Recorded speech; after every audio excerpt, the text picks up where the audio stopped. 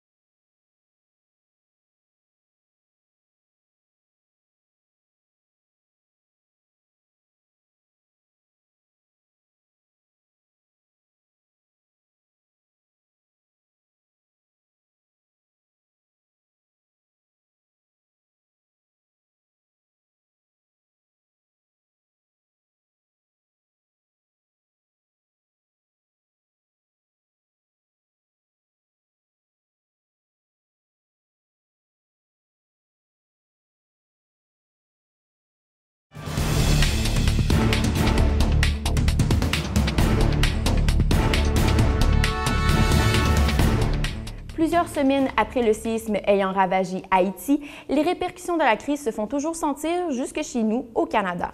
Suite au tremblement de terre, plusieurs étudiants universitaires du pays risquent de se retrouver dans l'incertitude. Marc-André Gauthier, envoyé spécial à l'Université de Montréal, nous a préparé un reportage sur le sujet. Le 12 janvier dernier, un séisme a frappé Haïti. Samantha Séville, une Haïtienne qui étudie à l'Université de Montréal, est dans une situation précaire suite aux bouleversements qui ont affecté sa famille. Parce que c'est pas facile à vivre comme situation. On n'est pas dans le pays, mais on est affecté aussi nous-mêmes. Donc, faut vraiment être fort. Une force que doivent posséder une centaine d'Haïtiens ayant obtenu un visa d'étudiant à l'Université de Montréal. C'est vrai que c'est arrivé en Haïti, mais ça a des répercussions directes sur les étudiants parce que les étudiants ici, la plupart de leurs parents sont en Haïti. Un étudiant régulier paie 1 000 $ par session, mais l'étudiant étranger, lui, doit payer 7 000 $. Ils n'ont pas les ressources qu'ils attendaient. Souvent, c'est des transferts bancaires qui ne viendront pas à court-échéance. Même si le gouvernement du Québec paiera la session d'hiver 2010 des étudiants haïtiens, cela demeure parfois insuffisant. Des fonds alimentaires, fonds pour l'achat des livres, fonds pour acheter la passe d'autobus, fonds de dépannage, tout ça. C'est sûr qu'il y avait beaucoup d'émotions. Ils se disaient, OK, ils vont annuler toute leur session, ils vont abandonner leur cours parce que payer 1 000 $ déjà qu'ils ne travaillent pas et ils ne peuvent pas faire plus de 20 heures par semaine à cause de leur statut d'étudiant. En un mois, les étudiants de l'Université de Montréal ont donné plus de 10 000 $. C'est vraiment extraordinaire de la part d'étudiants. Quand on considère que les étudiants eux-mêmes, il y en a beaucoup qui ne sont pas nécessairement salariés. Donc, ils ont vraiment été mobilisés et touchés par cette cause-là. Mais dans toutes ces mesures d'aide, il y a une portée encore plus significative. Il y a beaucoup d'étudiants haïtiens qui ont laissé le pays. Donc maintenant, il est temps que tout le monde se décide à faire quelque chose pour aider à la reconstruction. Parce que nos parents ont consenti à beaucoup de sacrifices pour qu'on soit ici. Donc, c'est pas facile à vivre, c'est vrai, mais il faut poursuivre, il faut continuer avec l'école, c'est ce qu'on est venu faire. Donc, il faut continuer avec ça. Marc-André, c'est un reportage très touchant que vous venez de nous présenter. En plus de l'aide financière qui est offerte aux étudiants, il y a aussi d'autres mesures qui sont en place. Oui, en fait, les étudiants haïtiens peuvent aussi bénéficier d'un soutien psychologique et d'un soutien académique. Donc, ce sont un ensemble de mesures qui ont été mises sur pied dès les premiers jours qui ont suivi le séisme. Et est-ce qu'on sait si ces mesures vont se poursuivre à long terme?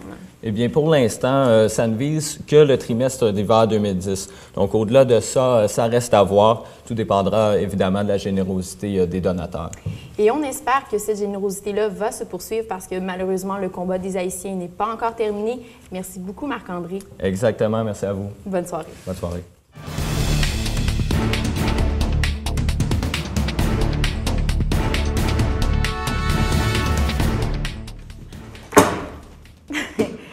Pardonnez-nous, nous avons un petit problème en studio. Donc, nous allons maintenant passer à l'économie. Après la polémique de la vente d'Énergie Nouveau-Brunswick, un nouveau dossier fait surface dans l'actualité économique. Donc, nous allons recevoir Annie Reeves pour nous en parler. Bonsoir, Annie. Bonsoir, Cynthia. Donc, qu'est-ce qu'on surveille au niveau maintenant d'Énergie nucléaire Canada? Oui, les leaders politiques du Nouveau-Brunswick questionnent l'Agence nucléaire fédérale. En fait, Greg Byrne, le ministre des Finances du Nouveau-Brunswick, questionne les effets des coûts de la modernisation de la centrale nucléaire de Pointe-le-Pro. Le gouvernement tient pour responsable l'Agence de l'énergie atomique limitée des coûts de 1 million de dollars par jour pour l'achat d'énergie, étant donné que présentement, le réacteur est présentement en panne. C'est un coût qui n'avait pas été calculé préalablement, ce qui fait en sorte que le projet passe de 1,4 million de dollars à 400 millions de dollars. Le discours du trône qui a eu lieu aujourd'hui a permis au gouvernement de se poser sur une idéologie qui viserait une énergie plus propre et la renaissance nucléaire qui passerait justement par une restructuration de l'Agence de l'énergie atomique limitée. Il va falloir surveiller le budget au cours des semaines à suivre pour pouvoir voir comment la restructuration de l'énergie va pouvoir affecter le projet de la centrale Le Pro. Et dans le discours du trône, il y avait aussi une nouvelle d'intérêt pour les pêcheurs de homard.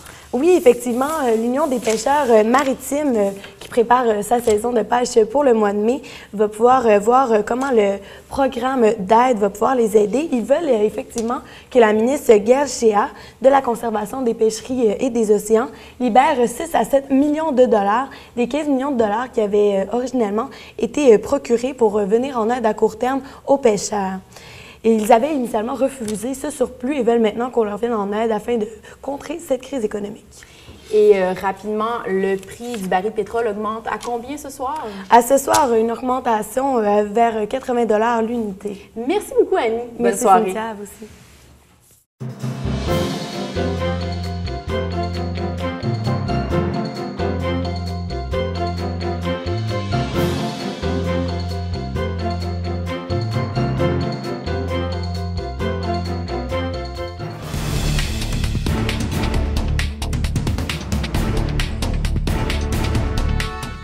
Et nous rejoignons notre chroniqueur variété Didier. Bonsoir Didier. Bonsoir Cynthia. Donc on a des artistes de la région de Moncton qui s'illustrent à l'extérieur de la province. Oui, Julie Doiron, la jeune de Moncton, est en nomination aux Junos 2010 dans la catégorie Album alternatif de l'année. Elle compétitionne avec son album I Can Wonder What You Did With Your Day. Elle compétitionne contre Metric avec l'album Fantasies et Tegan & Sara avec l'album Sainthood. Julie qui avait gagné en 2000 un Juno pour sa collaboration avec les Ontariens de Wooden Stars. Donc, c'est à surveiller les Junos ce 18 avril en direct de Saint-Jean, Terre-Neuve. Il y a également la jeune Natacha Richard qui devrait manquer quelques journées d'école en avril. Oui, Natacha Richard, la jeune violoniste aussi de Moncton, âgée de seulement 14 ans, sera en tournée pour le mois d'avril en Louisiane. L'élève de l'Odyssée de Moncton a été appelé par plusieurs festivals de la Louisiane, notamment le New Orleans Jazz and Heritage Festival et le Festival international de Louisiane à Lafayette. Et en terminant, on fait une incursion dans le monde des sports parce que le hockey est à son meilleur au Nouveau-Brunswick. Oui, les fans de hockey seront très contents et sont invités à fournir leur support dans le cadre de la Rivalry Cup. Les Wildcats de Moncton affronteront les Sea Dogs de Saint John pour une 7e fois cette saison, le 5 mars. Et en quoi consiste la Rivalry Cup exactement? En plus des matchs, en fait, il y a eu 8 matchs dans la Rivalry Cup entre Moncton et Saint John. En plus des matchs, il y a des points attribués au nombre de participants, au nombre de personnes dans la foule, en fait, de spectateurs, et aussi à la quantité de denrées amassées. Les gens sont invités à apporter leurs denrées lors des matchs de la Rivalry Cup. Donc, c'est un événement hors du commun qu'on invite les gens de la région à ne pas manquer. C'est ce qui complète cette chronique culturelle. Merci beaucoup, Didier, d'avoir été des nôtres. Merci. C'était vos informations de ce mercredi 3 mars. Retrouvez-nous demain soir pour une édition spéciale sur le dévoilement du budget fédéral en direct d'Ottawa. Je suis Cynthia Nourry. Merci de nous avoir suivis. À demain et bonne soirée.